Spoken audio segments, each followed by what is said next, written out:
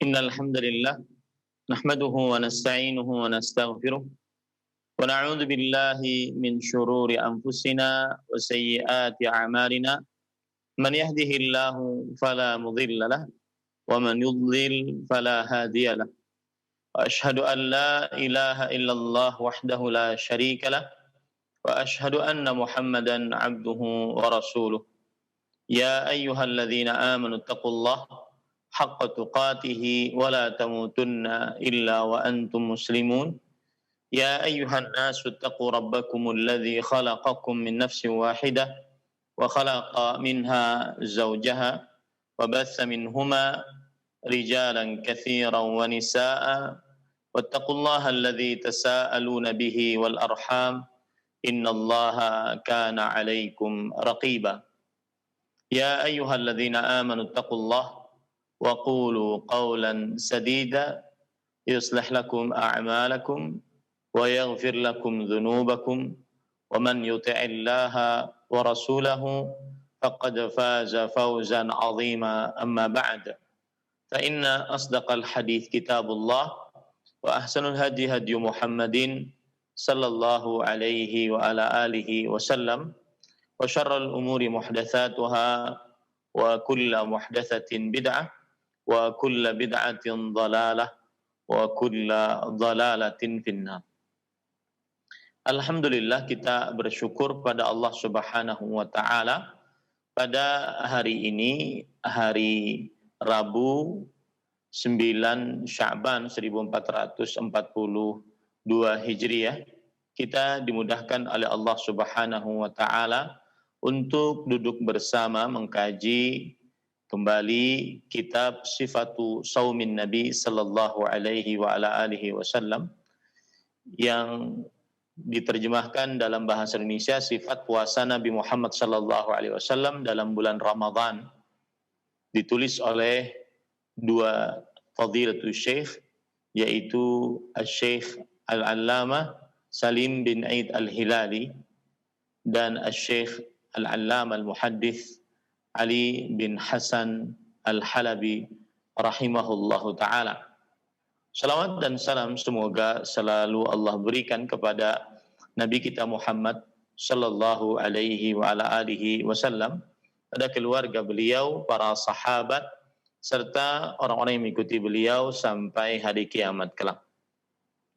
Dengan nama-nama Allah yang husna dan sifat-sifatnya yang ulia, kita berdoa, Allahumma inna nas'aluka ilman nafi'an wa rizqan tayyiban wa amalan mutaqabbalan. Wahai Allah, sesungguhnya kami mohon kepada Engkau ilmu yang bermanfaat, rezeki yang baik, dan amal yang diterima. Allahumma amin. Ahibati hafizakumullah, para pemirsa Raja TV, para pendengar Radio Roja, dan seluruh kaum muslimin yang mengikuti kajian ini yang saya cintai karena Allah dimanapun berada. Pada kesempatan kali ini adalah pertemuan yang keempat dan kita membaca bab 10 dibawakan oleh kedua penulis di sini. Beliau mengatakan as-sahur, artinya hal-hal yang berkaitan dengan sahur. Hikmatuhu, hikmah dari sahur adalah faradallahu alaina as-siyama kama katabahu ala alladhina min qablina min ahlil kitab.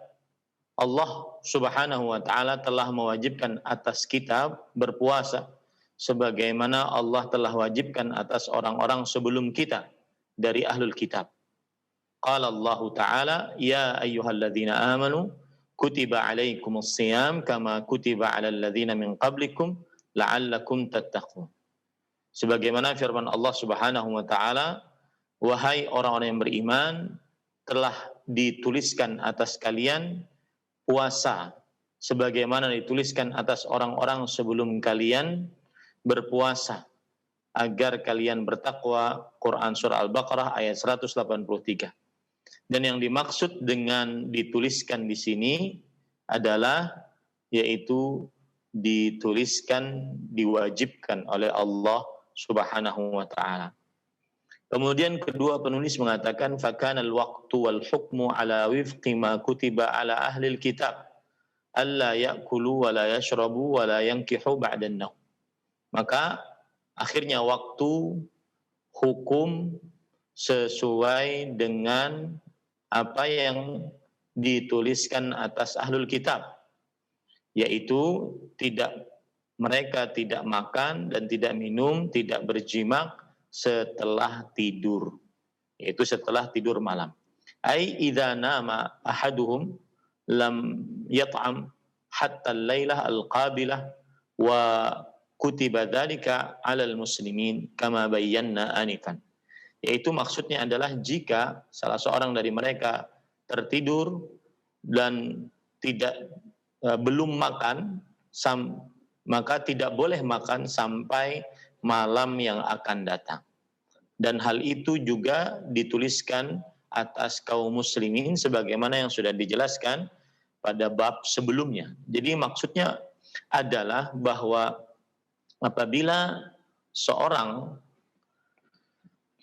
muslim berpuasa, maka dia berpuasa seperti ahlul kitab, yaitu apabila terbenam matahari dan dia tertidur belum makan, maka malam itu dia tidak boleh makan, tidak boleh minum, tidak boleh berjima dengan istrinya sampai malam yang akan datang. Ini di awal-awal puasa, syariat puasa seperti itu sebagaimana sudah kita jelaskan pada bab yang ke-9. Kemudian penulis mengatakan, falamma nusikh, dan ketika hukum tersebut dihapus, yaitu hukum tersebut dihapus maksudnya adalah siapa yang tertidur saat azan maghrib, maka tidak mengapa dia masih boleh makan, minum, dan bersetubuh. Ketika hukum tersebut dihapus, amara Rasulullah sallallahu alaihi wasallam bis-sahur tafriqan baina saumina wa saumi ahli kitab. Maka Rasulullah sallallahu alaihi wasallam memerintahkan kita untuk makan sahur sebagai pembeda antara puasa kita umat Islam, umat Nabi Muhammad sallallahu alaihi wasallam dengan puasa ahli kitab. Hal ini berdasarkan hadis yang dibawakan oleh kedua penulis, an Amr bin al-As radhiyallahu anhu anna Rasulullah sallallahu alaihi wasallam qaal faslun ma baina siyamina wa siyami ahli kitab akalatus sahar. Pembeda antara puasa kita umat Islam, umat Nabi Muhammad sallallahu alaihi wasallam dengan puasa ahli kitab adalah makan sahur. Yang kedua, fadailuhu, yaitu keutamaan sahur. Alif, keutamaan yang pertama, as-sahuru barakah. Sahur, makan sahur adalah makan yang penuh dengan berkah. An Salman radhiyallahu anhu qala Rasulullah sallallahu alaihi wasallam al-barakatu fi thalathah, al-jama'atu was-saridu was-sahur. Dari Salman radhiyallahu anhu, beliau berkata, Rasulullah sallallahu alaihi wasallam bersabda, keberkahan itu ada pada 3 perkara. Pertama, al-jamaah, yaitu kesatuan kaum muslimin, tidak memecah dan mencerai-beraikan kaum muslimin. Was-sarid, makanan sarid, yang makanan sejenis dengan bubur, ada kuahnya, kemudian ada dagingnya, terkenal di daerah Arab, dan makanan sahur. Ini menunjukkan bahwasanya makan sahur adalah berkah. Kemudian itu hadis diriwayatkan oleh Imam At-Tabarani di dalam kitab Al-Mu'jam Al-Kabir, dan juga Imam Abu Nuaim di dalam kitab Dzikru Akhbari Asbahan. Dan juga dari Abu Hurairah radhiyallahu anhu, beliau berkata, Rasulullah sallallahu alaihi wasallam bersabda, innallaha ja'ala al-barakata fis sahuri wal kail.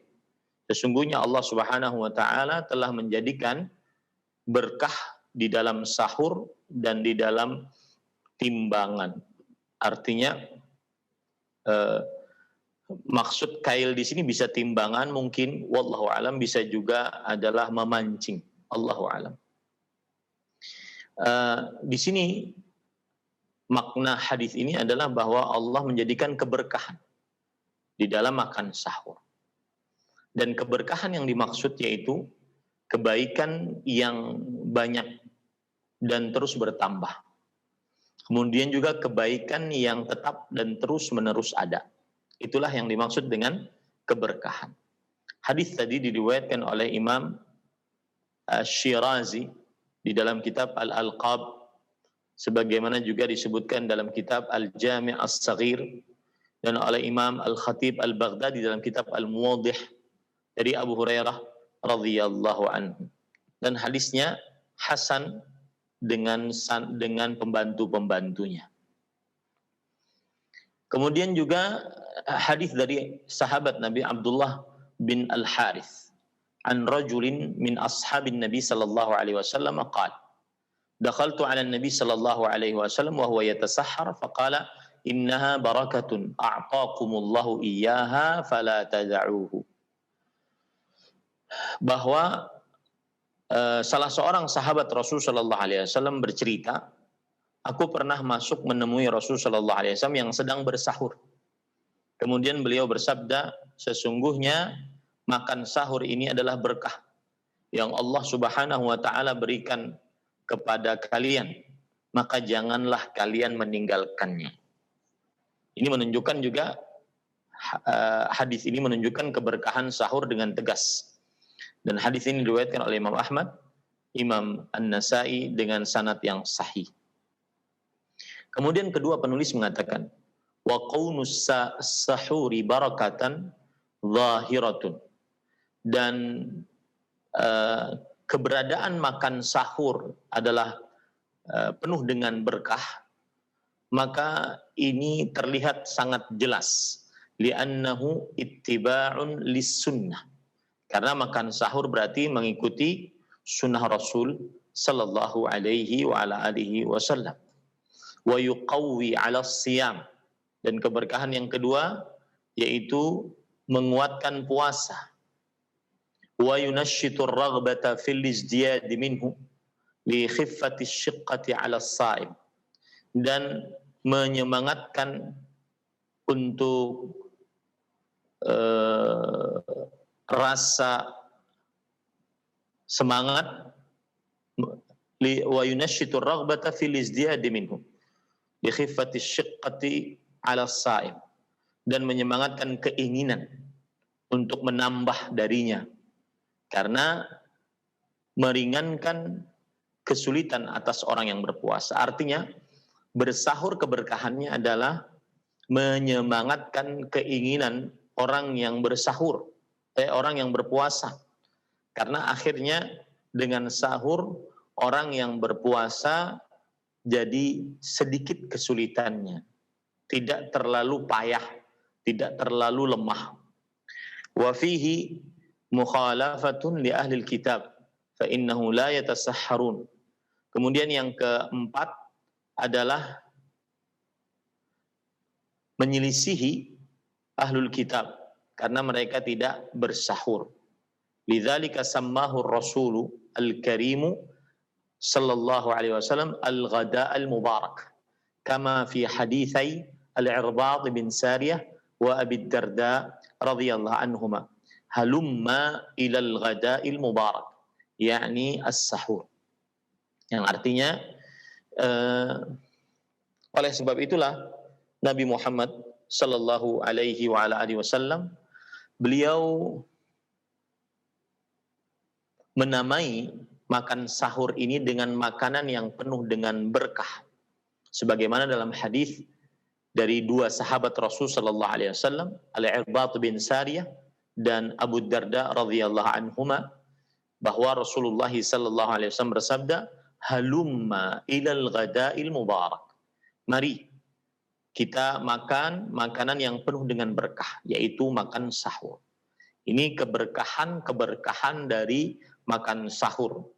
Kalau saya boleh ulang, mengikuti sunnah, keberkahan yang pertama, menguatkan orang yang berpuasa, keberkahan yang kedua, yang ketiga, menyemangati keinginan orang yang berpuasa sehingga terus ingin berpuasa, yaitu yang keberkahan yang ketiga. Yang keempat, menyelisihi ahlul kitab.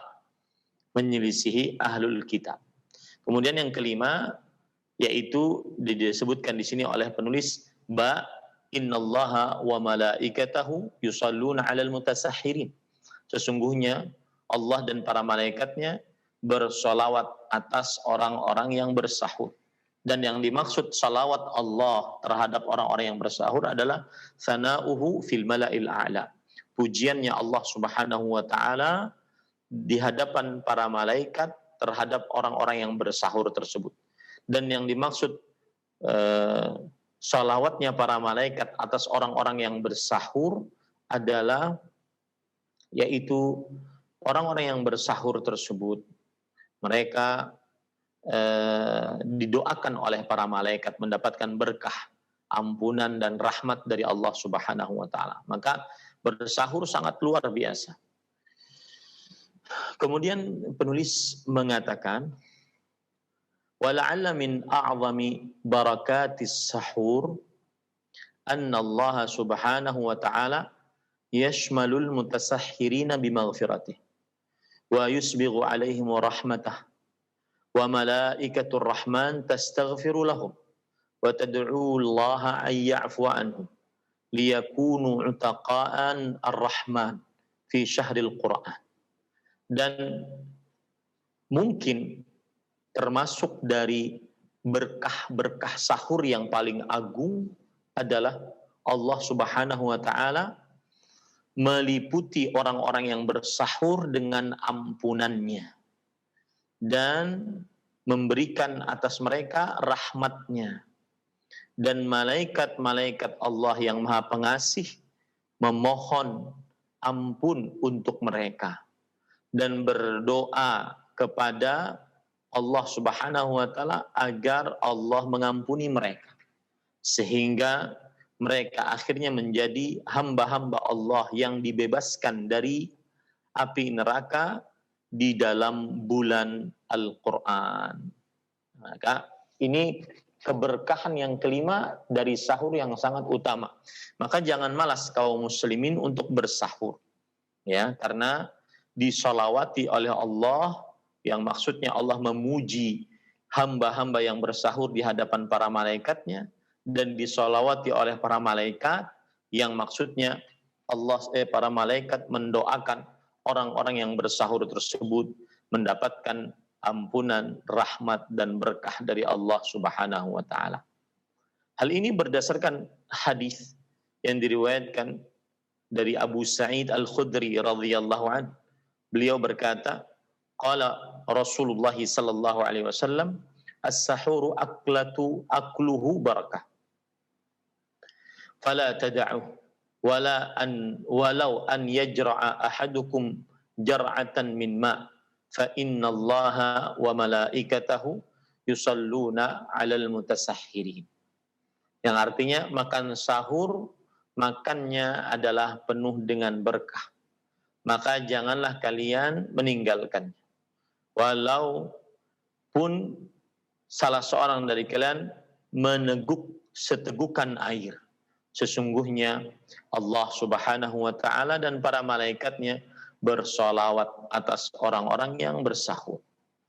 Kemudian kedua penulis mengatakan fayambaghi alla yufawwital muslimu hadzal ajral azima min rabbin rahimin wa afdalu sahurul mu'min wa afdalu sahuril mu'mini at-tamru. Maka seyogyanya seorang muslim tidak menyia-nyiakan pahala yang besar ini dari Tuhan yang Maha Pengasih. Dan seutama-utama sahur orang beriman adalah kurma. Kemudian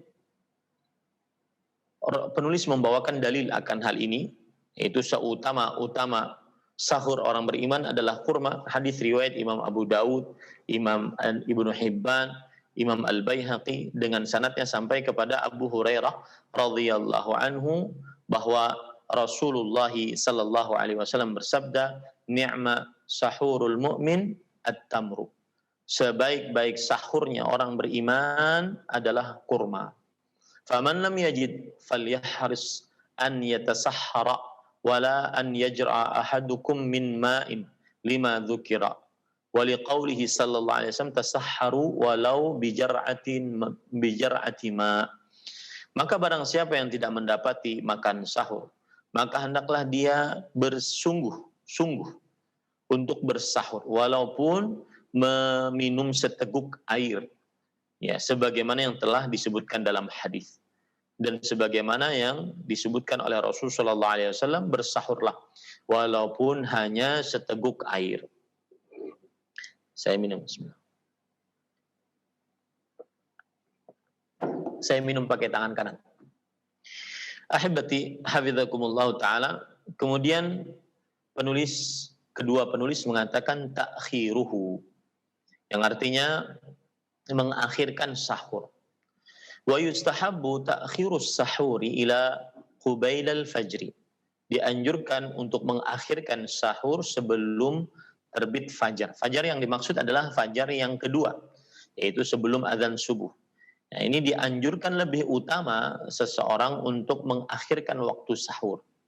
Lianna Nabiy sallallahu alaihi wasallam wa Zaid bin Thabit radhiyallahu an tasahhara falamma faragha min sahurihima qama an-nabiy sallallahu alaihi wasallam ila as-salati fa shalla wa kana baina faraghihima min sahurihima wa dukhulihima fi as-salati kaqadri ma yaqra'u ar-rajulu 50 ayatan min kitabillah. Hal ini karena Nabi Muhammad sallallahu alaihi wasallam dan Zaid bin Thabit. Zaid bin Thabit termasuk hibbu Rasulillah sallallahu alaihi wasallam. Mereka berdua bersahur. Maka ketika mereka berdua selesai dari sahur mereka berdua, Nabi Muhammad sallallahu alaihi wasallam bangun menuju salat. Lalu beliau salat. Dan jarak antara selesai sahur mereka berdua dengan jarak antara sahur mereka berdua dengan waktu sholat adalah seperti seseorang membaca 50 ayat dari Al-Quran Al-Karim. 50 ayat sekitar setengah juz kalau kita lihat dari surat Al-Baqarah, ya. Dan setengah juz jika ada orang yang lancar membaca Al-Quran maka dia cukup 15 menit. Maka pada waktu itu sekitaran 15 menit, 20 menit, ya, seseorang bersahur sebelum subuh.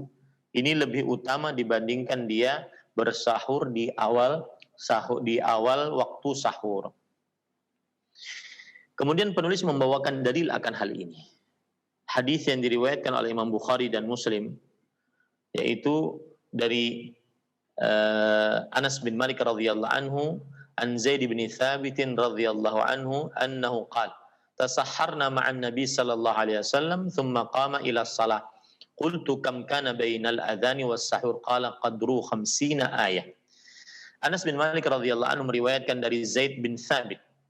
Zaid bin Thabit meriwayatkan bahwa beliau berkata, kami pernah bersahur bersama Rasulullah sallallahu alaihi wasallam. Kemudian beliau bangun menuju salat. Lalu Anas bin Malik bertanya kepada Zaid bin Thabit, berapa jarak antara azan dengan sahur kalian? Maka Zaid bin Thabit radhiyallahu anhu menjawab, yaitu sekitar 50 ayat. Ya, sekitar 50 ayat. 50 ayat dari Al-Quran maksudnya. Dan di sini ada penjelasan yang dibawakan oleh penulis, yaitu penjelasan dari Al-Hafidh Ibnu Hajar Al-Asqalani rahimahullah dalam kitab beliau Fathul Bari. Min adatil Arab taqdiru awqatihim bi'amalihim. Termasuk dari kebiasaan orang Arab adalah mengukur waktu-waktu mereka dengan amalan-amalan mereka. Di waktu ini bisa kita ukur dengan amalan segini gitu. Qadru halbi syah, seperti misalkan selama orang memerah susu. Nah, itu berapa waktu lamanya orang memerah susu. Nah, ini termasuk daripada seseorang orang Arab mengatur waktunya. Fawafaqa naqatuz zaman alladhi bainal halabatain qadru nahri jazur. Begitu juga selama orang menyembelih unta. Fa'adala Zaid ila taqdir bil qira'ah isyaratan minhu radhiyallahu anhu ila anna dhalika al-waqtu waqtu ibadah wa amaluhumut tilawah wat tadabbur. Wah, ini isyarat yang sangat luar biasa dari Al-Hafidz Ibnu Hajar Al-Asqalani rahimahullah. Maka Zaid bin Thabit radhiyallahu anhu, beliau mengukur waktu sahur dengan waktu membaca Al-Qur'an. Ini adalah isyarat dari Zaid bin Thabit radhiyallahu anhu bahwasanya waktu di dalam Al-Qur'an di dalam bulan Ramadan adalah waktu untuk beribadah. Dan amalan mereka adalah amalan untuk membaca Al-Quran dan mentadabburinya. Ini luar biasa penjelasan yang sangat menarik dari Al-Hafidz Ibnu Hajar Al-Asqalani rahimahullah ta'ala. Kemudian penulis mengatakan, wa'alam ya Abdallah arsyadakallah annahu yajuzu lakal aklu wa syurbu wal jima' ma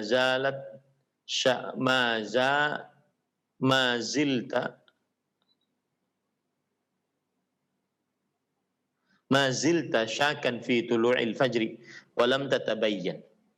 Ketahuilah wahai Abdullah, semoga Allah Subhanahu wa taala memberikan petunjuk kepada engkau, dan ini termasuk kebaikan penulis dan juga kemurahan hati penulis, dan menunjukkan bahwa ilmu dibangun di atas rasa cinta antara guru dengan murid. Annahu yajuz, bahwasanya boleh makan dan minum dan berjima bagimu selama engkau masih ragu-ragu tentang terbitnya fajar dan belum jelas bagimu. Faqad bayyana Allah jalla wa ala jalla jalaluhu wa rasuluhu sallallahu alaihi wasallam haddat tabayyun fatabayyan. Maka Allah Subhanahu wa taala telah menjelaskan, begitu juga Rasulullah SAW telah menjelaskan batasannya adalah jelas. Maka perhatikan sampai jelas. Kalau belum jelas maka masih boleh makan, minum, dan juga bersetubuh. Wali'annahu jalla sya'nuhu afa 'anil khata'i wan nisyan wa abahal akla wasyurba wal jima' hatta tabayyun. Dan juga karena Allah Azza wa Jalla memaafkan dari kesalahan, kelupaan, dan membolehkan makan dan minum bersetubuh sampai benar-benar jelas terang waktu fajar. Wasyaku la yatabayyan li'anna tabayyuna yaqinun la miryata fihi fatabayyan. Sedangkan orang yang ragu itu tidak ada atau belum jelas baginya, karena yang namanya jelas adalah sebuah keyakinan, tidak ada keraguan di dalamnya, maka carilah kejelasan. Taib. Kemudian yang keempat, hukmuhu, kata penulis, hukum dari bersahur. Lidzalika amara Rasulullah sallallahu alaihi wasallam amran muakkadan man arada shauma bi an yatasahhar. Oleh sebab inilah Rasulullah sallallahu alaihi wasallam memerintahkan dengan perintah yang sangat ditekankan. Barang siapa yang ingin berpuasa hendaklah dia bersahur. Faqala man arada an yasuma falyatasahhar bi syai'. Maka Nabi Muhammad sallallahu alaihi wasallam bersabda, barang siapa yang ingin berpuasa maka hendaklah dia bersahur dengan apapun. Artinya walau dengan sekecil apapun. Bismillah. Saya minum dengan tangan kanan. Dan hadis tadi diriwayatkan oleh Imam Ibnu Abi Syaibah, Imam Ahmad, kemudian Imam Abu Ya'la, Imam Al-Bazzar dengan sanadnya sampai kepada Jabir radhiyallahu anhu. Akan tetapi hadis ini adalah hadis yang hasan dan dia dikuatkan dengan pembantu-pembantunya dari jalan yang lain. Wa qala tasahharu fa inna fis sahuri barakah. Dan juga Rasulullah sallallahu alaihi wasallam bersabda dalam hadis riwayat Bukhari dan Muslim dari Anas bin Malik radhiyallahu anhu, bersahurlah karena sesungguhnya di dalam bersahur terdapat berkah. Kemudian kedua penulis mengatakan, "Tsumma bayyana qimatas sahur bin nisbati li ummatihi, faqala faslu ma baina siyamina wa siyami ahli kitab aklatus sahar." Kemudian Nabi Muhammad SAW menjelaskan kedudukan atau nilai dari sahur yang dimiliki oleh umatnya. Beliau bersabda, perbedaan antara puasa kita dengan puasa ahlul kitab adalah makan sahur. Wa naha sallallahu alaihi wasallam an tarkihi faqala as-sahuru akluhu barakah fala tad'uhu walau an yajra'a ahadukum jar'atan min ma fa inna Allah azza wa jalla wa malaikatahu yusalluna 'alal mutasahhirin. Dan oleh karenanya Rasulullah sallallahu alaihi wasallam melarang untuk meninggalkan sahur. Beliau bersabda, sahur itu makanan berkah, maka janganlah kalian meninggalkannya. Walaupun salah seorang dari kalian meneguk satu teguk air, sesungguhnya Allah Azza wa Jalla dan para malaikatnya bersalawat atas orang-orang yang bersahur. Sebagaimana hadis yang sudah kita sebutkan, itu riwayat Imam Ibnu Abi Syaibah, Imam Ahmad dari Abu Sa'id Al-Khudri radhiyallahu anhu. Beliau juga bersabda, tasahharu walau bijar'atin min ma. Bersahurlah walaupun hanya dengan seteguk air. Kemudian penulis mengatakan, qulna, maka kami berpendapat, wa nara anna al-amr an-nabawiyya huna muakkadun taukidan hasisan. Dan kita berpendapat bahwa perintah Nabi pada hadis ini terdapat perintah yang sangat ditekankan. Min salasati wujuh, dari 3 sisi. Alif, al-amru bihi, perintah untuk bersahur. Ba, annahu syi'aru siyamil muslimin wal fasilu baina siyamihim wa siyami ghairihim, bahwa dia adalah syiar puasanya kaum muslimin dan pembeda antara puasa kaum muslimin dan pembuat puasa selain mereka.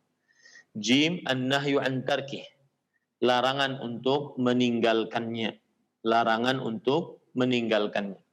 Wa hadhihi qara'inu qawiyyatun wa dalailu jaliyatun wa ama'a dzalika kulli faqad naqala al-Hafidz Ibnu Hajar fi Fathil Bari al-ijma' ala nadbihi wa istihbabihi.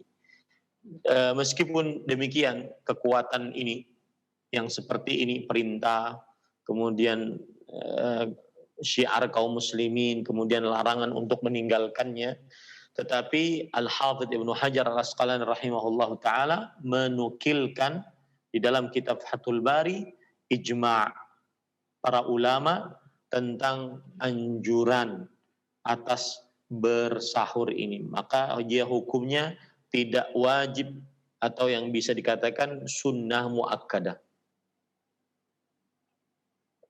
Sunnah artinya adalah apabila ditinggalkan tidak diancam siksa. Apabila ditinggalkan tidak diancam siksa. Dan muakkadah artinya tidak pernah ditinggalkan oleh Nabi Muhammad sallallahu alaihi wa ala alihi wasallam. Nah, itu adalah bab yang ke-10 tentang sahur. Mudah-mudahan sudah dipahami bagaimana sifat puasa Nabi Muhammad sallallahu alaihi wasallam yang berkaitan dengan sahur. Yang ke-11, ma yajibu 'ala shaimi tarkuhu. Hal-hal yang wajib untuk ditinggalkan oleh orang yang berpuasa. Artinya di dalam bab ini penulis akan menyebutkan tentang hal-hal atau perkara-perkara yang seorang muslim tidak diperbolehkan untuk mengerjakannya meskipun dia tidak membatalkan puasa. Ya, meskipun dia tidak membatalkan puasa. Penulis hafizahullah taala wa rahimah mengatakan, i'lam ayyuhal muwaffaq li ta'ati rabbih jalla sya'nu. Ketahuilah wahai orang yang semoga diberikan taufik untuk selalu taat kepada Allah Azza wa Jalla. Anna as-sa'ima huwa alladhi samat jawarihuhu 'anil atham. Sesungguhnya orang yang berpuasa dialah orang yang mempuasakan anggota-anggota tubuhnya dari dosa-dosa. Walisanuhu 'anil kadhibi wal fuhsyi wa qauliz zur, dan lisannya mempuasakan lisannya dari dusta, dari perkataan keji dan perkataan sumpah palsu, perkataan keji, perkataan dusta, dan juga sumpah palsu. Wa batnuhu 'anis syarabi wat ta'am, dan perutnya menahan dari makan dan minum. Wa farjuhu 'anir rafath, dan kemaluannya menahan dari dan menahan kemaluannya dari perbuatan rafath. Dan rafath adalah jima ataupun segala hal yang berkaitan dengan perempuan yang mengangkat syahwat kepada perempuan. Maka orang yang berpuasa harus menahan kemaluannya dari rafath. Fa in takallama lam yatakallam bima yujrihu shaumahu. Jika dia berbicara, maka dia tidak berbicara kecuali dengan apa yang merusak puasanya. Wa in fa'ala lam yaf'al ma yufsidu shaumahu. Kalau seandainya dia berbuat, maka dia tidak berbuat dengan apa yang merusak puasanya. Fa yakhruju kalamuhu thayyiban wa amaluhu salihan. Maka akhirnya keluarlah perkataannya perkataan yang baik dan perbuatannya perbuatan yang saleh. Hadha huwa as-shaumul masyru', la mujarradul imsak 'anil ta'ami wasyarabi wasyahwah. Inilah puasa yang disyariatkan, bukan hanya sekedar menahan makan, minum, dan syahwat. Fas-shaumu shaumul jawarihi 'anil atham. Maka puasa termasuk puasa yang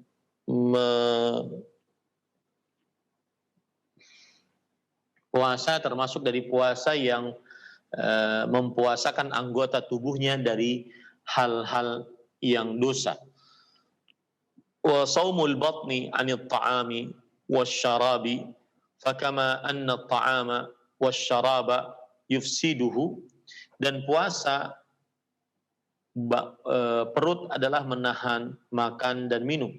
Maka sebagaimana makan dan minum merusak puasa, fahakadza al-athamu taqta'u thawabah. Maka demikian juga orang yang mengerjakan dosa-dosa, maka dosa-dosa tersebut memutus pahala-pahala puasa. Wa tufsidu thamaratuhu wa tusayyiruhu bimanzilati man lam yasub. Dan merusak buah dari puasa dan menjadikan dosa-dosa tersebut termasuk dari dan dosa-dosa tersebut menjadikan dia dalam keadaan seperti orang yang tidak berpuasa. Nah, ini hati-hati para ikhwah yang dirahmati oleh Allah Subhanahu wa taala, bahwa puasa menjadikan orang tersebut menjadi seperti dia tidak berpuasa akibat dosa-dosa yang dia lakukan. Nah, kemudian penulis mengatakan waqad hassan Nabi sallallahu alaihi wasallam al-muslim as-sa'ima an yatahalla bimakarimil akhlaq wa salihiha wa yabta'ida 'anil fuhshi wat tafahhush wal badha'ah wal fadhadah. Wa hadhihi al-umur as-sayyi'atu in kana al-muslimu ma'muran bil ibti'adi 'anha wa ijtinabiha fi kulli al-ayyam fa inna an-nahya ashaddu athna'a ta'diyati fariidatis siyam. Dan Nabi Muhammad sallallahu alaihi wasallam telah memerintahkan seorang muslim yang berpuasa untuk berakhlak yang mulia saat berpuasa, menjauhi perkataan-perkataan kotor, perbuatan-perbuatan keji, porno, kasar dan buruk. Perkara-perkara ini meskipun seorang muslim diperintahkan untuk menjauhinya dan meninggalkannya di setiap hari, maka larangan lebih ditekankan lagi saat mengerjakan ibadah kewajiban puasa, saat mengerjakan kewajiban puasa. Nah, kemudian penulis mengatakan fayajibu 'alal muslimi as-sa'imi an yabta'ida hadhihi al-a'mal allati tujrihu shaumahu hatta yantafi'a bis-siyam. Maka wajib atas seorang muslim yang berpuasa untuk menjauhkan dari perbuatan-perbuatan yang menciderai puasanya sampai dia mengambil manfaat dari puasanya dan terjadi takwa untuknya sebagaimana disebutkan oleh Allah dalam surah Al-Baqarah ayat 183. Kemudian penulis mengatakan li'anna as-siyama waslatun ila tuqa, karena yang namanya berpuasa itu adalah sarana penghantar kepada ketakwaan. Id yakuffun nafsu an kathirin mimma tattali'u ilaihi minal ma'asi liqaulihi sallallahu alaihi wasallam as-sawmu junnah wa qad sabaqa an bayyana dzalika fi babi fadailis siyam. Karena yang namanya puasa itu adalah penghantar, konduktor kepada ketakwaan. Karena ketika dia berpuasa, hawa nafsu tertahan dari kebanyakan hal-hal yang diinginkan oleh hawa nafsu tersebut dari maksiat-maksiat. Hal ini berdasarkan sabda Rasulullah SAW, yaitu puasa itu adalah benteng. Dan telah dijelaskan sebelumnya apa yang dimaksud dengan benteng tersebut di dalam bab fadailus siyam, keutamaan-keutamaan berpuasa. Nah, kemudian penulis mengatakan, wahaka akhi al-muslim, hadhihi al-af'alul qabihatu allati la budda an ta'rifaha litunkiraha wa la taqa'u fiha. Dan di bawah ini wahai saudaraku muslim, perkara-perkara yang buruk yang wajib engkau mengetahuinya untuk mengingkarinya dan tidak terprosok ke dalamnya. Walillahi darul qail dan walillahi darul qail, dan sungguh sangat baik ketika ada ucapan araftu syarra la li syarri lakin li tawakkihi man lam ya'rifil khaira minasyarri yaqa'u fihi. Aku mengetahui keburukan bukan untuk keburukan, akan tetapi untuk menjaganya, menjauhinya, membentengi diriku dengannya. Dan barang siapa yang tidak mengenal kebaikan dari keburukan, dikhawatirkan dia terperosok ke dalamnya. Nah, kemudian ahibati hafizakumullahu ta'ala, penulis kemudian mengatakan hal-hal tersebut, satu, qauluz zur, ucapan zur. Dalilnya adalah hadis riwayat Imam Bukhari dari Abu Hurairah radhiyallahu anhu, beliau berkata, qala Rasulullah sallallahu alaihi wasallam, man lam yada' qaul az-zuri wal 'amala bih falaysa lillahi hajah fi an yada'a ta'amahu wa syarabah. Siapa yang tidak meninggalkan perkataan dusta dan perbuatannya, maka Allah Subhanahu wa taala tidak memiliki hajat, keperluan, sehingga dia meninggalkan makan dan minumnya. Arti dari hadis ini adalah larangan bagi orang yang berpuasa yang meninggalkan makan dan minum untuk berkata-kata dusta, baik itu perkataan dusta, sumpah palsu, kemudian pengoplosan, ya, atau apapun yang berkaitan dengan kedustaan dengan lisan, wal amala bih, dan perbuatan yang mengkonsekuensikan kepada kedustaan. Ini juga diharamkan, mengoplos, menipu, memalsukan, dan seterusnya. Maka orang-orang seperti ini Allah tidak memerlukan dia meninggalkan makan dan minum. Kenapa demikian? Karena akhirnya dia tidak bermanfaat puasanya. Ya, tidak bermanfaat puasanya. Kemudian yang kedua, al-lagwu war-rafath, yaitu perbuatan sia-sia dan juga ar-rafath, yaitu perkataan yang kotor, porno, atau keji, dan juga perbuatan-perbuatan lainnya. Penulis membawakan dalil akan hal ini, yaitu hadis yang diriwayatkan oleh Imam Ibnu Khuzaimah wal Hakim. An Abi Hurairah radhiyallahu anhu qala Rasulullah sallallahu alaihi wasallam laisa as-siyamu min al-akli wasyurb, innama as-siyamu min al-laghwi war-rafath. Fa in sabbaka ahadun aw jahila 'alaika faqul inni sha'im.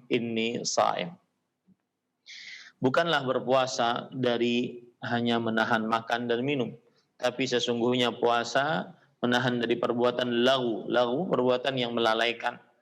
Ya, di zaman sekarang banyak sekali hal-hal yang melalaikan. Musik, nyanyian, main game, ya, terlalu banyak main media sosial, melalaikan. Maka hati-hati berpuasa.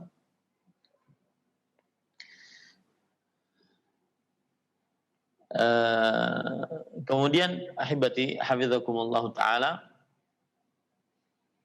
jika ada seorang yang mengejekmu atau berbuat buruk kepadamu, maka ucapkanlah inni saim, inni saim. Artinya, aku sedang berpuasa, aku sedang berpuasa. Al-Hafidh Ibnu Hajar mengatakan ada perkataan ini ada yang menunjukkan bahwasanya dia memang mengucapkannya dengan keras.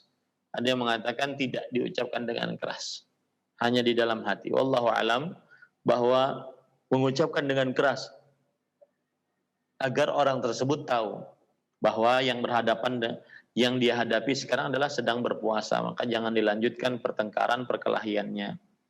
Nah, kemudian penulis mengatakan,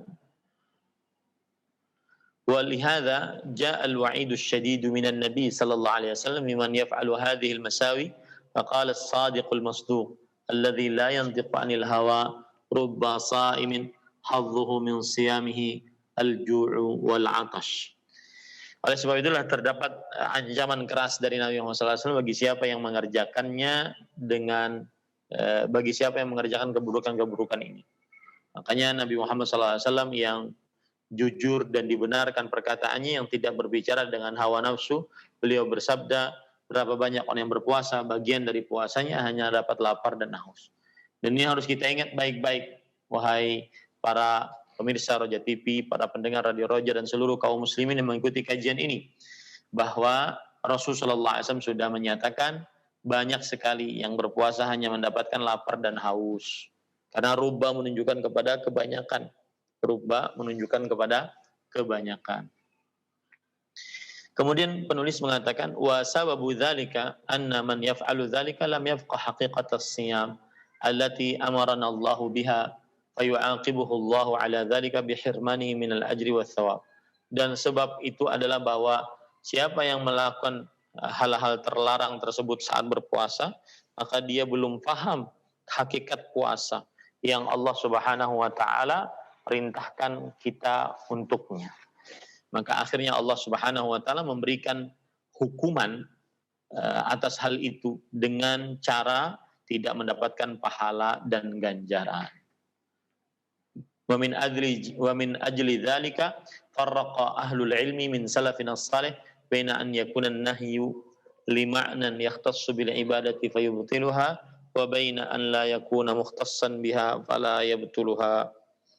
Oleh karena ini, maka ahli ilmu dari pendahulu-pendahulu kita, para salaf saleh, membedakan mana yang larangan karena ada berkaitan khusus dengan ibadah, maka larangan tersebut akhirnya membatalkan ibadah tersebut jika dikerjakan.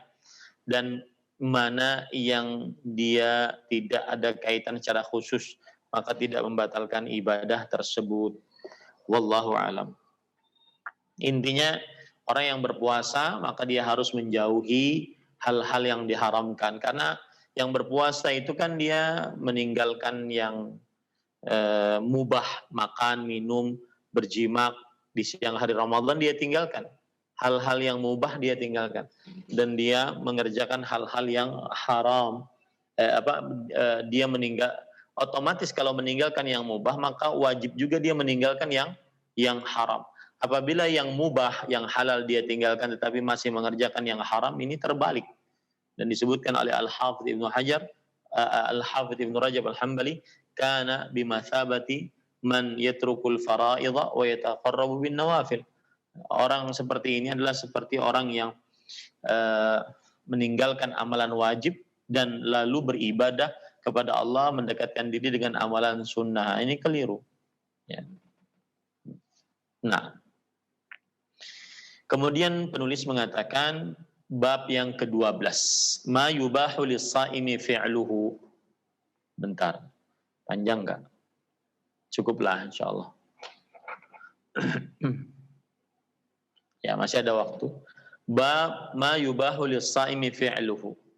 Apa saja yang dimubahkan untuk orang yang berpuasa melakukannya. Artinya hal-hal yang mubah atas orang yang berpuasa. Ya, hal-hal yang mubah atas orang yang berpuasa. Penulis mengatakan la yashukku 'abdun ta'i' faquha al-kitab wa sunnah anna Allah yuridu bi'ibadihi yusra wa la yuridu bi'ibadihi al-usra. Faqad abaha al-syari'u al-hakibu lis-sa'imi umuran wa rafa'a anhu al-haraj idza fa'alaha wa ilaykumuha bi'adillatiha. Tidak diragukan bagi seorang hamba yang taat, yang paham Al-Quran dan hadis, bahwa Allah Subhanahu wa Ta'ala menginginkan dari hamba-hambanya kemudahan dan tidak menginginkan dari hamba-hambanya kesulitan. Maka Allah Subhanahu wa Ta'ala memubahkan syariat yang maha bijaksana untuk orang yang berpuasa dan untuk orang yang berpuasa beberapa perkara dan mengangkat darinya kesulitan jika dikerjakannya. Inilah hal-hal tersebut dengan dalil-dalilnya. Yang pertama, as-saimu yusbihu junuban. Orang yang berpuasa waktu subuh dia dalam keadaan junub, maka puasanya sah. Ya, dia kalau ingin sholat subuh mandi junub, kemudian dia berpuasa, puasanya sah. Ya, meskipun dia junub dalam keadaan azan subuh, di waktu azan subuh dia dalam keadaan junub, maka sah puasanya. Penulis mengatakan kana min fi'lihi sallallahu alaihi wasallam an yudrikahu al-fajr wa huwa junubun min ahli fa yaktasilu ba'da al-fajr wa yasum. An Aisyah wa ummi Salamah radhiyallahu anhuma anna an-nabiy sallallahu alaihi wasallam kana yudrikuhu al-fajr wa huwa junubun min ahli thumma yaghtasilu wa yasum. Dan masuk kebiasaan Rasulullah SAW, beliau mendapati waktu subuh dan beliau junub karena bergaul dengan istrinya. Dia junub karena bergaul dengan istrinya. Lalu beliau mandi setelah masuk waktu subuh, kemudian beliau berpuasa. Dalil yang menunjukkan akan hal ini adalah hadis riwayat Bukhari dan Muslim dari Aisyah dan Ummu Salamah radhiyallahu anhuma, bahwa Nabi Muhammad sallallahu alaihi wasallam beliau mendapati dalam keadaan junub di waktu subuh. Ya, di waktu subuh.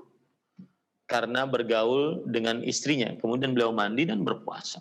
Kemudian beliau mandi dan berpuasa. Ini menunjukkan bahwa tidak mengapa seseorang dalam keadaan junub saat waktu subuh maka dia berpuasa.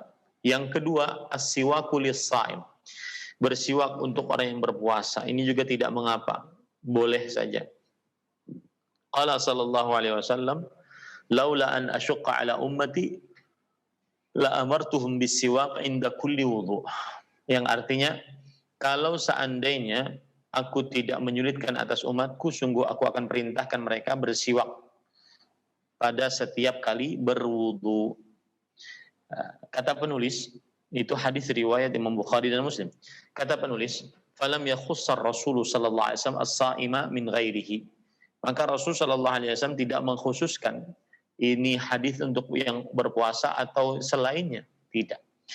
Fa hadza dalalatun ala anna as-siwaka lis-saimi wa li ghairihi 'inda kulli wudu'in wa kulli shalah.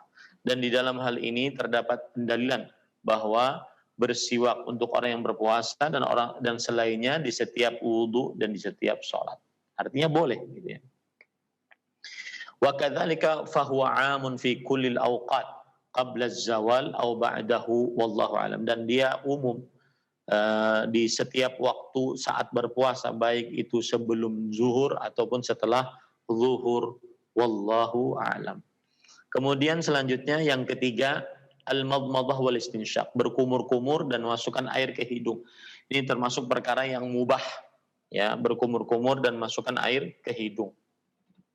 Kenapa demikian? Li'annahu sallallahu alaihi wasallam kana yatamadmadu wa yastanshiqu wa huwa sha'im lakinnahu mana as-sha'ima min al-mubalaghati fihima. Qala sallallahu alaihi wasallam wa baligh fil istinsyaq illa an takuna sha'im. Hal ini berdasarkan Rasul sallallahu alaihi wasallam. Beliau senantiasa berkumur-kumur, kemudian masukkan air ke hidung saat berpuasa. Akan tetapi beliau melarang orang yang berpuasa untuk berlebih-lebihan masukkan air ke hidung. Karena hidung ada aliran untuk masuk ke tenggorokan. Oleh sebab itulah Rasulullah SAW bersabda dalam hadis riwayat Imam Tirmidzi, Imam Abu Daud, Imam Ahmad, Imam Ibnu Abi Syaibah, Imam Ibnu Majah, dan Imam An-Nasai, dari sahabat Nabi Luqait bin Sabrah radhiyallahu anhu, beliau bersabda, dan bersungguh-sungguhlah ketika masukkan air ke hidung saat berwudu kecuali dalam keadaan berpuasa. Nah, yang keempat, al-mubasharatu wal qublatu lis-shaim, yang artinya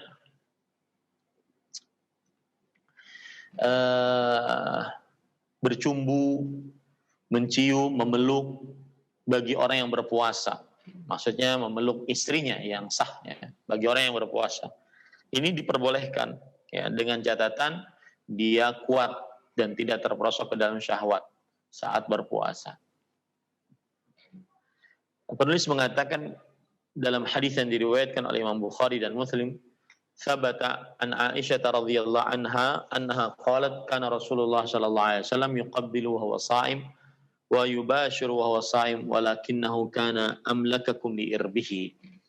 Dan telah tetap Aisyah radhiyallahu anha berkata adalah Rasul sallallahu alaihi wasallam, beliau mencium saat sedang berpuasa dan beliau memeluk saat sedang berpuasa. Akan tetapi beliau adalah orang yang paling tahan menahan syahwatnya. Nah, ini berarti boleh apabila ada suami-suami yang bisa menahan syahwatnya, dia boleh saat berpuasa untuk mencumbu istrinya dan seterusnya. Allahu a'lam. Saya minum dengan tangan kanan. Wa yukrahu dzalika lisyabi duna syekh. Ya, dan dimakruhkan akan hal ini untuk orang yang masih muda dan tidak dimakruhkan untuk orang yang sudah tua. Faqad rawa Abdullah bin Amr bin al-As radhiyallahu anhuma qala kunna 'inda an-nabiy sallallahu alaihi wasallam faja'a syabun faqala ya Rasulullah uqabbilu wa ana sha'im qala la faja'a shaykhun faqala uqabbilu wa ana sha'im qala na'am qala fanadhara ba'duna ila ba'd faqala inna Rasulullah sallallahu alaihi wasallam inna syaikha yamliku nafsahu. Dimakruhkan untuk yang muda-muda dan tidak dimakruhkan untuk yang tua-tua. Hal ini berdasarkan hadis yang diriwayatkan oleh Imam Ahmad dengan jalannya sampai kepada Qusair At-Tujibi, dan sanadnya, di dalam sanadnya terdapat ada Ibnu Lahiyah. Ibnu Lahiyah adalah seorang rawi yang lemah.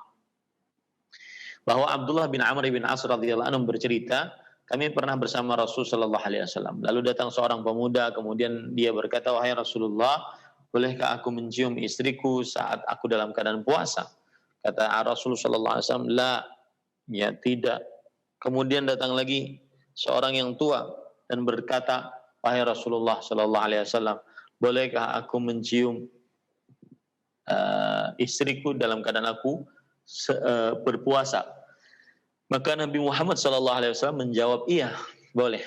Lalu para sahabat melihat sebagian kepada sebagian yang lain. Kenapa ini boleh, kenapa ini tidak boleh? Yang tua boleh, yang muda tidak boleh.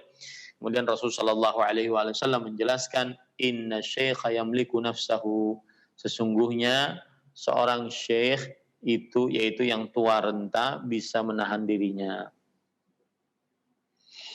Nah, yang kelima, yaitu tahlilud dam wa darbil ibar allati la yuqsadu biha at-taghdhiyah fa innahu laysa minal mufattirat. Yaitu yang kelima adalah mengambil sampel darah dan juga suntik yang tidak dimaksudkan untuk memberikan kekuatan. Maka ini bukan termasuk daripada yang membatalkan puasa, ya, seperti mengambil sampel darah, ya, untuk mengetahui darah apa ini, darah apa sih namanya? Kalau saya darahnya O gitu, kemudian ada A, kemudian ada B dan seterusnya. Nah, kalau untuk mengambil sampel darah itu nggak mengapa. Begitu juga suntikan-suntikan untuk selama tidak memberikan kekuatan, maka ini tidak mengapa. Yang keenam, al-hijamah, berbekam. Kanat min jumlatil mufattirat thumma nusikhat. Wa thabata 'anil Nabi sallallahu alaihi wasallam fi'luha wa huwa sha'im lima warada 'anil Nabi an Ibnu Abbas radhiyallahu anhuma anna an-nabiy sallallahu alaihi wasallam ihtajama wa huwa sha'im. Berbekam ini awalnya adalah termasuk daripada hal yang membatalkan puasa, kemudian dihapuskan hukumnya. Dan telah tetap Nabi Muhammad SAW pernah mengerjakannya dalam keadaan beliau sedang berpuasa. Hal ini berdasarkan dari Abdullah bin Abbas radhiyallahu anhu bahwa beliau bercerita Nabi Muhammad SAW berhijamah dalam keadaan berpuasa. Kemudian yang ketujuh, mencicipi makanan. Yang ketujuh adalah mencicipi makanan. Wa hadza muqayyad bi'adami dukhulil halq, bi'adami dukhulihi al-halqa. Dan ini terbatas dengan tidak masuk ke dalam tenggorokan. Boleh mencicipi makanan di ujung-ujung lidah, tidak masuk sampai ke tenggorokan. Lima warada an Ibnu Abbas radhiyallahu anhuma la ba'sa an yadhuqa al-khal aw asy-syai' ma lam yadkhul halqahu wa huwa sha'im. Hal ini berdasarkan perkataan dari Abdullah bin Abbas radhiyallahu anhuma yang diriwayatkan oleh Imam Bukhari secara mu'allaq dan disambung sanadnya oleh Imam Ibnu Abi Syaibah dan juga Imam Al-Baihaqi rahimahullahu taala, dan hadisnya hasan, bahwa Abdullah bin Abbas radhiyallahu anhu berkata tidak mengapa untuk mencicipi makanan atau sesuatu selama tidak masuk ke dalam tenggorokannya dalam keadaan dia sedang berpuasa. Nah, yang kedelapan sebelum terakhir, Bapak Ibu, saudara-saudari yang dimuliakan oleh Allah Subhanahu wa taala, yaitu penulis mengatakan al-quhlu wal qatratu wa nahwihima mimma yadkhulul ain. Memakai celak atau memakai tetes mata yang segala sesuatu yang dimasukkan ke dalam mata, maka ini tidak membatalkan puasa, ya. Hadhil umur la tufattir. Perkara-perkara ini tidak membatalkan puasa. Sawa'un wajada ta'mahu fi halqihi aw lam yajid. Baik itu dia mendapati rasanya di dalam tenggorokannya atau tidak mendapatinya, maka ini tidak membatalkan puasa. Wa hadza ma rajjahahu Syekhul Islam fi risalatihi an-nafi'ah Haqiqatus Siyam wa tilmidhuhu Ibnul Qayyim al-Jauziyah fi kitabihil Qayyim Zadul Ma'ad. Qala al-Imam al-Bukhari fi sahihi ma lam yara Anas wal Hasan wa Ibrahim bil quhl lis-sha'imi ba'sa. Dan ini perkara tidak membatalkan, yaitu memakai celak, memakai tetes mata, baik itu dia mendapati di dalam tenggorokannya rasanya atau tidak. Dan inilah yang dirajihkan, yang dikuatkan oleh Syekhul Islam Taimiyah rahimahullah dalam kitab risalahnya yang bermanfaat, yaitu Hakikat Berpuasa. Dan juga muridnya Imam Al-Qayyim rahimahullah di dalam kitab Zadul Ma'ad. Dan berkata Imam Bukhari di dalam kitab sahihnya, dan Anas bin Malik radhiyallahu anhu, Al-Hasan Al-Basri, Ibrahim bin Yazid An-Nakhai tidak menganggap apa-apa bagi orang yang berpuasa memakai celak, ya, memakai celak atau yang semisalnya di zaman sekarang seperti tetes mata. Yang kesembilan, sabbul ma'il barid 'ala ar-ra'si wal ightisal, yaitu menyiramkan air yang dingin ke kepala dan juga mandi saat berpuasa. Ini juga tidak mengapa. Ini perkara yang mubah. Ya, perkara yang mubah. Imam Bukhari rahimahullahu taala berkata di dalam kitab sahihnya, bab ightisalis shaim, bab mandinya orang yang berpuasa. Wa balla bin Umar radhiyallahu anhuma thawaban fa'alqahu alaihi wa huwa shaim.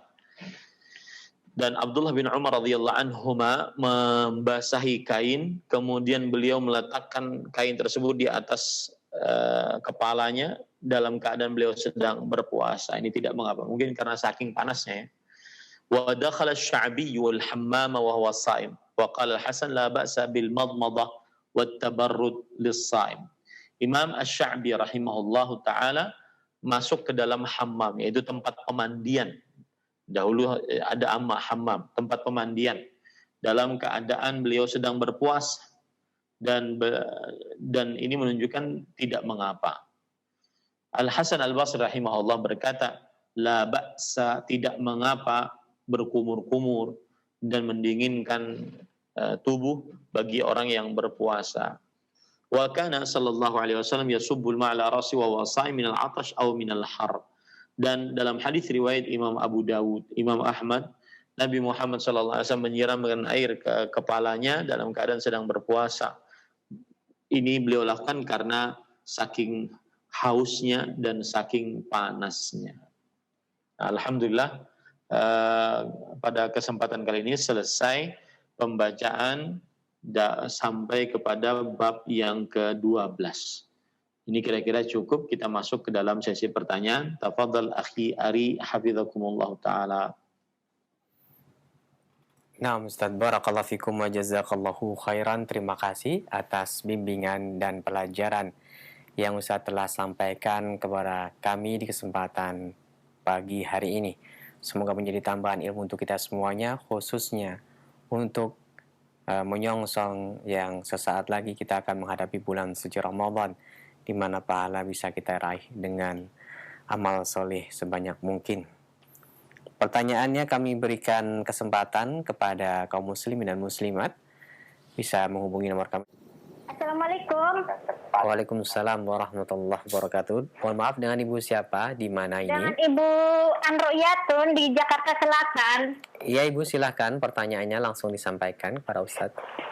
Iya, begini Ustaz, mau tanya. Kalau puasa, lupa lagi. Kalau puasa terus belum sahur, lupa orangnya ketiduran belum sahur. Terus bagaimana hukumnya Ustaz? Terus yang kedua, orang lagi puasa terus ketiduran, terus siang belum mandi, bangun tidur jam 12. Apakah puasanya harus buka, apakah terus dilanjutkan saja Ustaz? Belum mandi maksudnya semalam udah melakukan hubungan atau gimana? Iya. Oh iya. Iya. Terima kasih, syukran Ustaz. Ya. Assalamualaikum warahmatullahi wabarakatuh. Waalaikumsalam warahmatullahi wabarakatuh. Silakan Ustaz. Pertanyaan pertama adalah bahwa orang yang apabila dia bangun-bangun sudah lewat waktu sahur, apakah dia tidak ada, apakah tidak sah puasanya atau tidak? Yang jelas niat puasa dilakukan di malam hari sebelum waktu subuh. Ini niat puasa Ramadan berdasarkan hadis dari Hafsah. Man lam yubayyitis siyama minal lail fala siyama. Siapa yang tidak meletakkan niat pada malam hari maka tidak sah puasanya.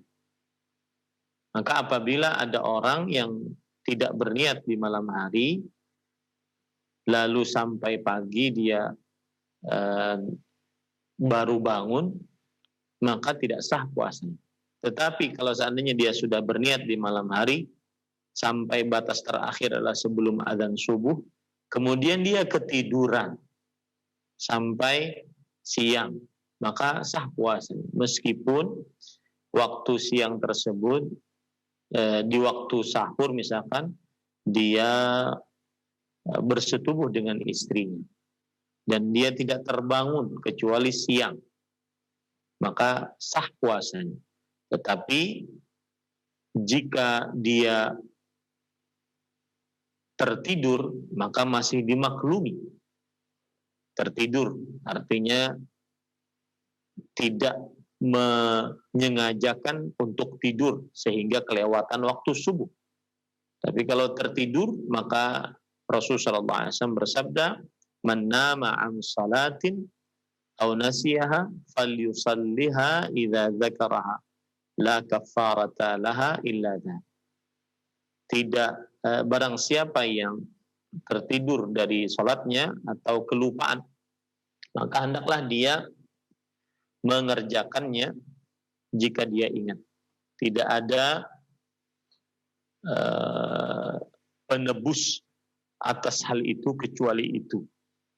Maka kalau seandainya dia mungkin di malam hari sudah berniat, lalu dia bersetubuh dengan pasangan sahnya, lalu ketiduran sampai siang. Tidak bangun kecuali jam 10 misalnya. Maka jika memang dia ketiduran, Allah memaafkan. Tapi jika dia sengaja mengundurkan diri dan tidak mau sholat subuh, maka bertobatlah kepada Allah. Wallahu a'lam. Nah. Baik, Ustaz, terima kasih atas nasihat dan jawaban yang bermanfaat yang telah disampaikan. Kembali kami berikan kesempatan, silakan. Halo. Halo, assalamualaikum. Waalaikumsalam warahmatullahi wabarakatuh. Dengan Ibu siapa ini? Di mana? Mohon maaf. Dari Hamba Allah, Jakarta. Silakan pertanyaannya langsung, Ibu. Assalamualaikum, Ustaz. Waalaikumsalam warahmatullahi. Mau tanya, kalau sedang berpuasa, gigi saya suka berdarah, terus saya kumur-kumur, apakah itu batal? Terus kalau saya flu, saya pakai obat fik yang dioleskan sama yang disedot, apakah itu membatalkan?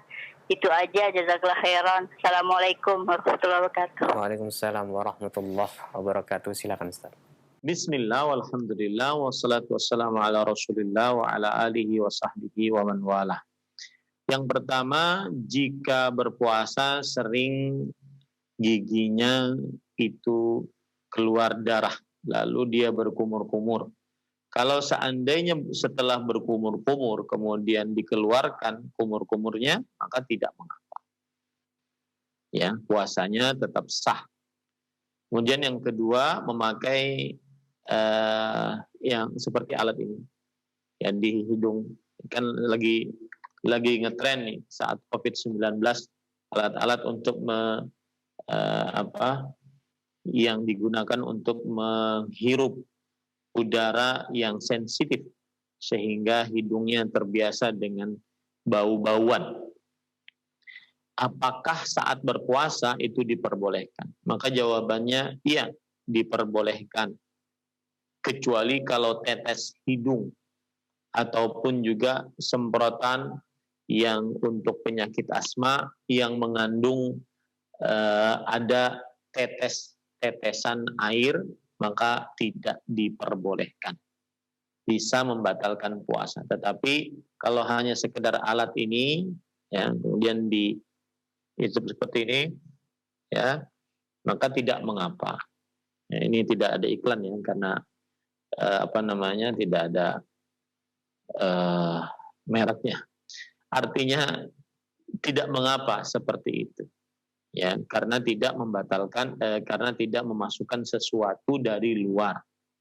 Ya, tidak memasukkan sesuatu dari luar. Kecuali kalau tetes hidung ataupun alat untuk penyakit asma yang disemprotkan dan ada airnya, bukan hanya udara.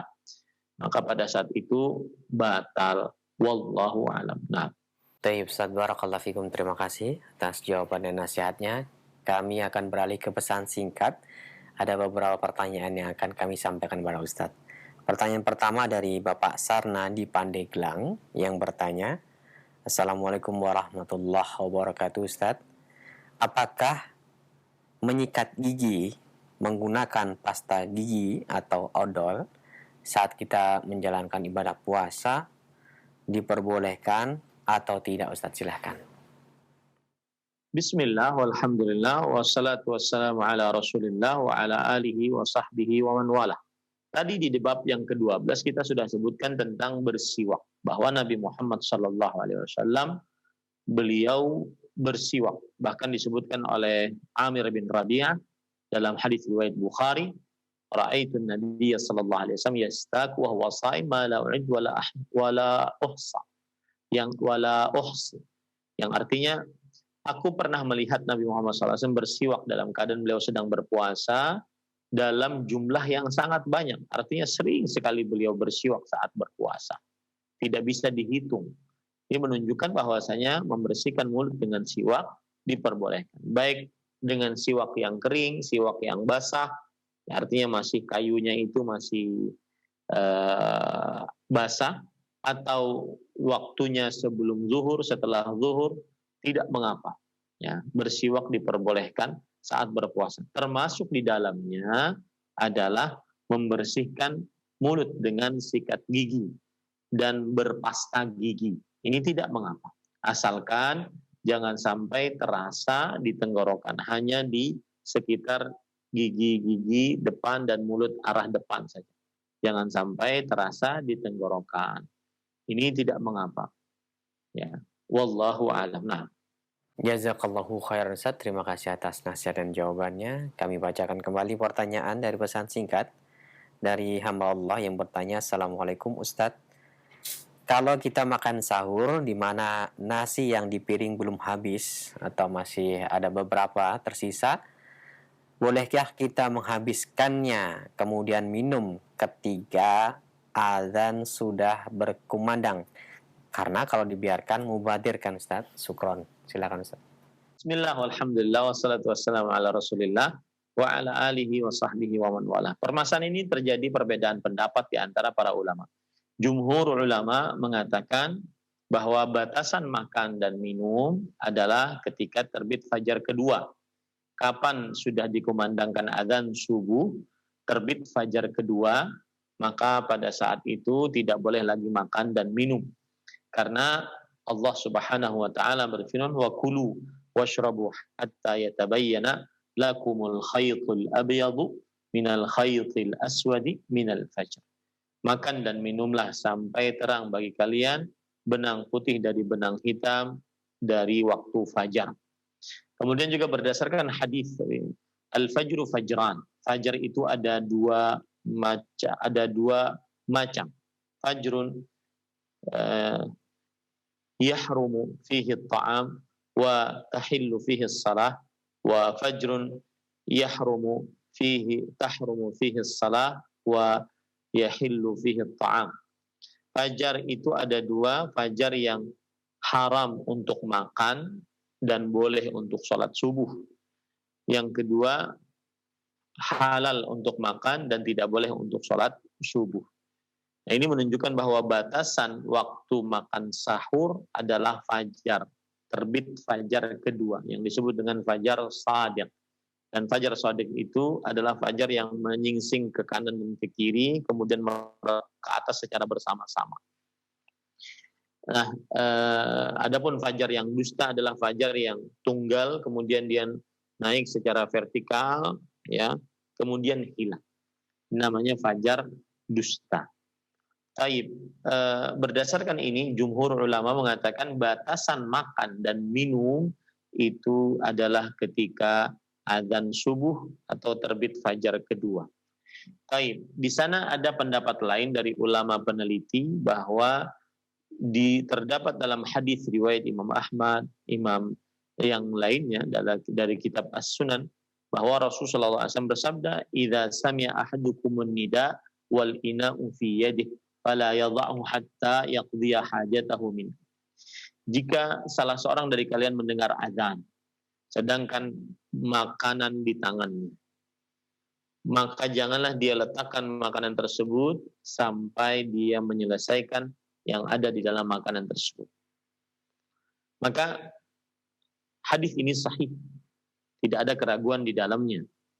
Oleh karenanya pendapat yang kedua mengatakan bahwa apabila masih ada makanan di tangan, ya di tangan, misalkan minuman di tangan, makanan di tangan, maka jangan dia buang atau jangan dia letakkan, tapi dia selesaikan.